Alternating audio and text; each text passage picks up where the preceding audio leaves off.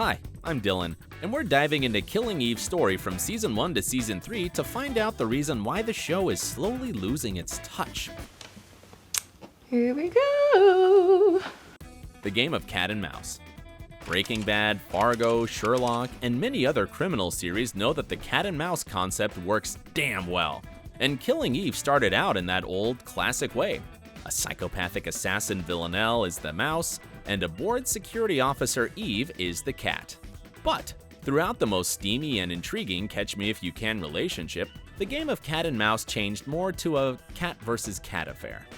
And that worked out perfectly for the series, as while the two ladies were challenging each other, the audience was thrilled to see who would get who first. We couldn't help ourselves nervously asking, are both of them really in love? Or is Eve only obsessed with danger, not the woman? And if the first season's finale didn't give us the direct answer, by the end of Season 2, Eve finally chooses her way. And it is frustrating, for Villanelle at least, so she decides to shoot Eve in the back. This twist leads us to a new game in Season 3, where Eve becomes the mouse herself, captured with fear of being chased. Unfortunately, this doesn't really work for two reasons. First, once the characters get within striking distance of each other, the thrilling game of cat and mouse is over. The chase is fun when there's tension, but now it's lost because we already know what will happen between these two if they finally got together. Eve has made her choice, and she doesn't want to be Villanelle's partner in crime. That is too much for her. She's out. More so, she's officially afraid of Villanelle after her near-death experience. The second reason why assigning Eve the part of the mouse is a bad idea is that Eve is turning into a boring character. And before you scream, how dare you, let's look at the evidence. What went wrong with Eve? Okay, first things first. Sandra Oh is brilliant, there's no doubt about that. It was clear since her powerful role of Christina on Grey's Anatomy, and she is extremely amusing, unexpected, and witty in Killing Eve. But let's see what happens with her character throughout the series. Season 1 did a great job of showing us how different Eve and Villanelle are. Season 2, on the other hand, tried to persuade us that the two women are actually very similar. We were intrigued throughout the whole season thinking, ooh, Eve's a psychopath too. Will she join Villanelle? We've even seen Eve getting psych evaluations by experts to check whether she is, in fact, a psychopath. And we know those results were concerning. But in the end, Eve denies the prospect of becoming the Bonnie to Villanelle's Clyde. And we see that Eve is just an ordinary human being, stuck in a sad reality. The only thing that makes you interesting is me. Sadly, Villanelle is right, but that's not how the story of Eve began. When we first met her, she was compelling all on her own, a seemingly simple bureaucrat who unexpectedly proved she had the raw instincts to catch dangerous killers. Eve has a happy marriage, a great sense of humor, and as we follow her through Season 1, she's really sassy.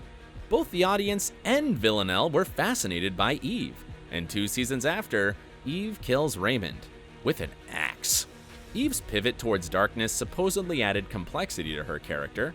In reality though, the more Eve became captivated by Villanelle's world, the less she understood herself.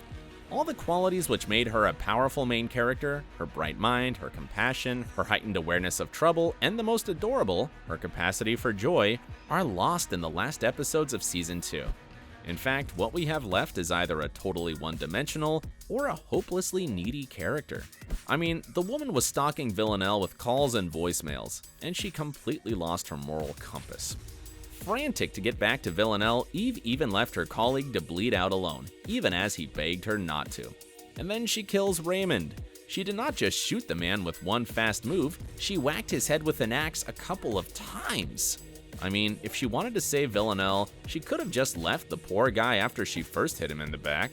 Yes, Eve was in shock, but being in shock is one thing, and being dully idiotic for months because you're in the middle of sexual mania or possibly becoming a psychopath yourself is another thing entirely. We just don't see Eve anymore. The show is, after all, called Killing Eve. Unfortunately, it really does, kinda kill the poor character. And now the main question is, will Eve reinvent herself into someone complex and powerful once again, or will she stay a murderer, hiding from her crime? Villanelle, on the other hand, becomes more complex and magnetic throughout the show. But why? The magic of Villanelle.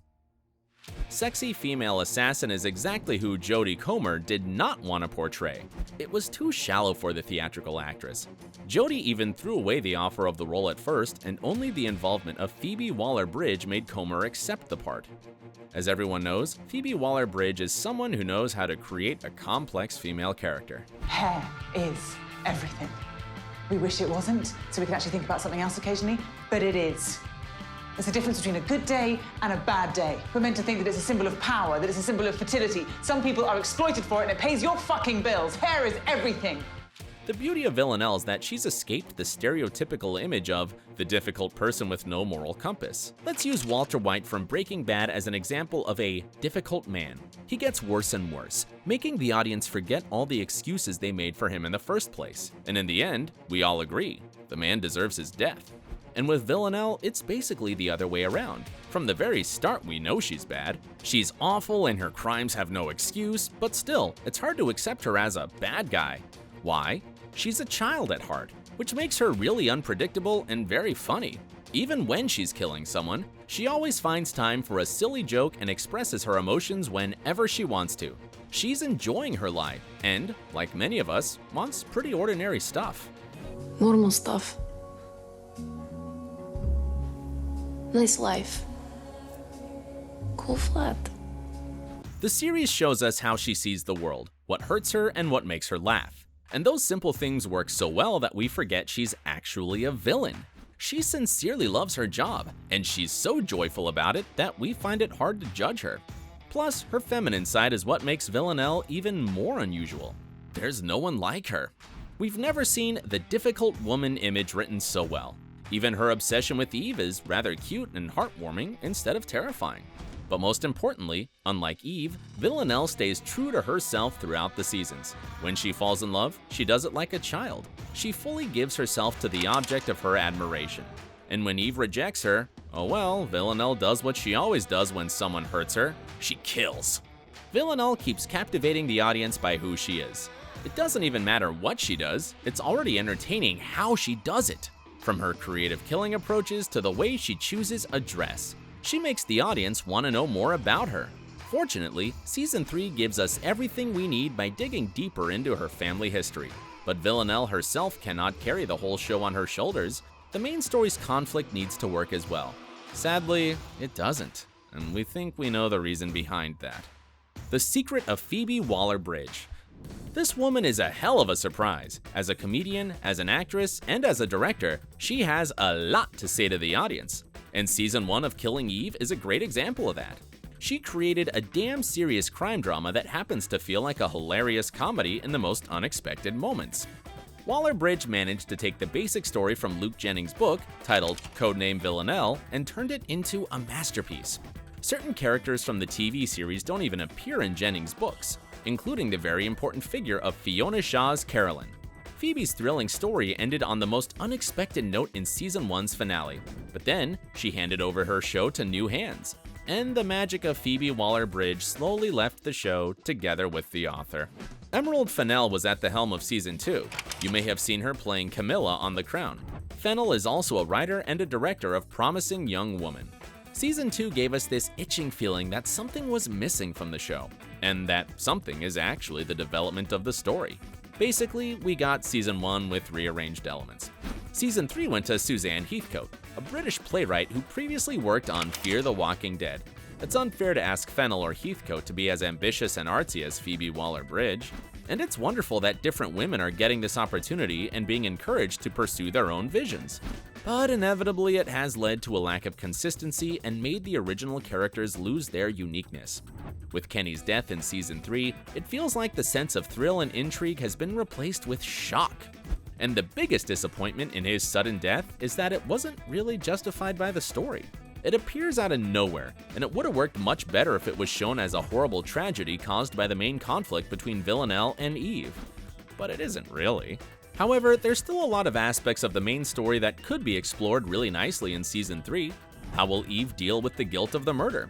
What will Nico's new journey be now that he has finally decided to divorce his wife? The story with Carolyn's long-suffering daughter might also be exciting, with Gemma Whelan playing the part. Her brilliant performance in Game of Thrones proves she could bring a lot to Killing Eve. Plus, Harriet Walter is adding some new colors to the show. While Killing Eve clearly has some flaws, it is still a show that is definitely worth watching. What are your reflections on Season 3? Are you excited about it? Tell us in the comments. And as always, thanks for staying awesome!